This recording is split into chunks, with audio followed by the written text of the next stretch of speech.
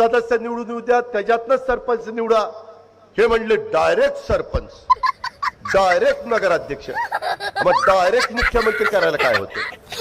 अजित पवार असे का म्हणाले, यामागील सत्य जाणून घेऊया. राज्यात सत्तांतर झाल्यानंतर शिंदे फडणवीस सरकारने महाविकास आघाडीच्या विविध निर्णयांना स्थगिती दिली.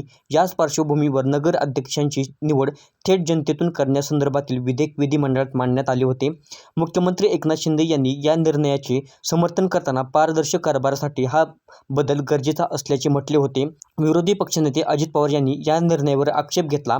त्यांच्या मते या प्रक्रियेमुळे पैसा आणि सत्ता असलेल्या व्यक्तींचाच प्रभाव वाढेल, ज्याचा फटका लोकशाहीला बसेल. त्यामुळे हे विधेयक मागे घेण्यात यावे अशी मागणी त्यांनी केली होती. डायरेक्ट जिल्हा परिषदेचा अध्यक्ष करायला काय होते? डायरेक्ट पंचायत समितीचा सभापती करायला काय होते? डायरेक्ट महापौर पण करा, तसं नाही. सोयीचं असेल तेवढंच घ्यायचं.